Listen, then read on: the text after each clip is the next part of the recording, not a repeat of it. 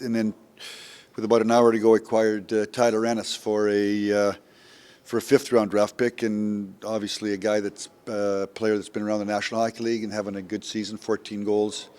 So both shoot left. We have lots of right wingers, so gets us a little bit deeper, gives the coaches some options on their line combinations, and obviously the uncertainty. We've been talking about James Neal. Still 2 to 3 weeks away. Obviously, it's going to take some while here for Nygaard with his hand to get going. So they give us some insurance as we head down the stretch in our pursuit of a playoff spot. What's your feeling on Athanasiou? He seems like he's a bit of a lightning rod. When he's on, he's great, and when he's not on, is that like most young players, or is that something that might be? He's a talented player, and I think again he's having a tough year. I think that he's a talented player, and we're hoping that with what we've got here in Edmonton, the coaching staff, that we can get the best out of him. Do you see with Green a guy that can, he's a power play guy everywhere else he's been. Do you see him running your power play, and does giving Clefbaum a few less minutes a night perhaps make him a better player? First off, Mark, I'm not the coach, so my job is to bring in players, and then it's up to the coaching staff to decide how they're going to be used. So, I think that's a question you should ask tomorrow, Coach Tippett. My job, I think, coming into the deadline is to bring in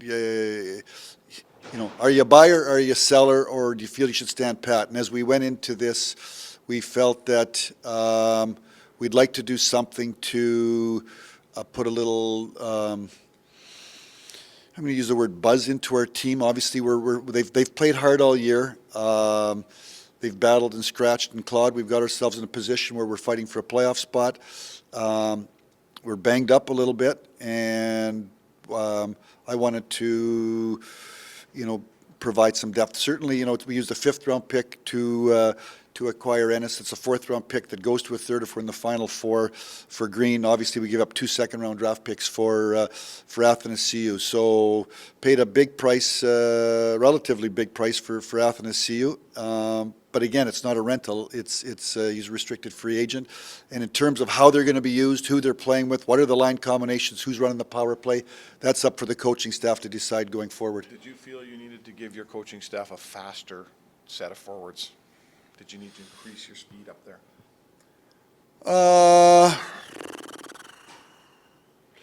I think you want to have a fast team. I think we've got some players on the team that can play fast. I use the word dimensions. You need lots of dimensions. You need size. You need some big guys. You need some defensive forwards. You need some offensive player forwards. You need some playmakers, and certainly Ennis and Athanasiou, Green. They're all guys that can skate. I like a team that can skate. I like a team that can compete. So, but not everybody has to skate fast. This saying, okay, I have to find somebody for Connor to play with, a regular, perhaps a winger with Connor? I went into this thinking that we needed to get more up front. Obviously, again, I'm going to come back to the Neal injury. I'm going to come back to the Nygaard injury. Those two in particular are going to be a while here. They both shoot left. They both play left wing for the most part. And we're in a pursuit of trying to get into the playoffs. Athanasiou shoots left, plays left wing. Ennis shoots left, plays left wing. They can go over to the other side. Obviously, it was a difficult meeting with Sam Gagner, who I know loves being an Oiler, and certainly as we worked our way through the cap, we had to, in effect, move Sam's contract to make room to add a contract. So, on one hand, it's I'm excited about what we were able to accomplish, but it was tough to. Tip and I met with Sam and told him the news, and it's. Those are never easy decisions because you're talking. These are people, and they've got lives and emotions. And it was, on the other hand, it was a tough day. Have you moved anybody onto LTIR to make cap space? Chris Russell last night. And today we assigned Tyler Benson back to Bakersfield. And does that mean that you're on the hook for any bonuses next year? Will those get pushed into next year's cap? Possibly, depends what goes on the next 4 or 5 weeks.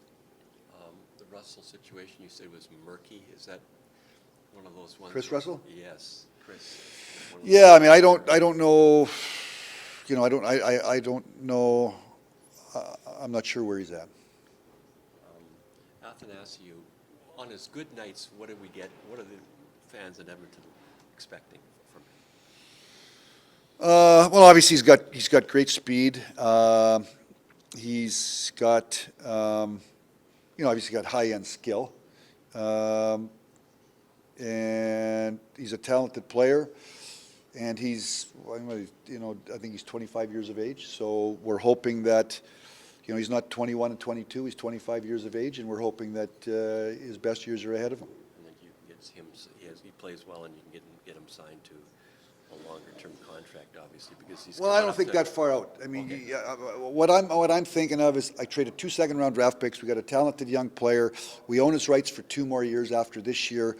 I'll worry about the contract in the summertime as I get to continue to watch, but certainly we can put in a qualifying offer, and we'll head down that path. So You were mentioning about looking ahead the draft. You have a first rounder and possibly not another pick till the 5th round. Yeah. So are you probably looking, okay, somehow in the summer I got to get some of those picks back somehow. yeah. How important was it for you, Ken, that you, I think at the end of the day, Jim, I think at the end of the day, my message today is we're trying to win. I've come to Edmonton, and we've got a great nucleus, and they've played hard. They've played hard to put ourselves in this position where we compete for a playoff spot. And, the last 3 years I was a seller in Detroit, and we made the playoffs for 25 years before. It's fun to be in the playoffs. And it's fun for the fans, for the players, to have an opportunity to go against a team head-to-head for 2 weeks. And then if you're able to win that, to move on to the next round and be in the Final 8 and be in the Final 4. And I get back to, again, it's a 5th-round pick and it's a 4th-round pick. Certainly we paid a price for Athanasiou, and no risk, no gain. No risk, no gain. I can sit around and do nothing, and I can puddle around. And at the end of the day, the coaching staff have worked incredibly hard on a day-to-day basis, starting at day 1 of training camp or going back to the summertime. And I think that our players have worked extremely hard, bought into everything the coaching staff has asked of them. And I like that our team comes to work every day. They compete. We're playing good defense. We're finding different ways to win. We have different people stepping up. We lost Connor for a period of time. We went to 6 games. We go 3-2-1. So I felt like I had an obligation to try to pitch in and help out. And we're trying to build a program. And if you can make the playoffs, and certainly we're in a real race. We're in a real race. There's no guarantee we're going to be in the playoffs. So that's why in the Athanasiou, if you don't make the playoffs, we still have Athanasiou. It wasn't done just for this year. And I just think that it was my time to try to pitch in to a group of people that have worked extremely hard to put ourselves in a position. And do you feel more comfortable? You acquired 2 guys from Detroit.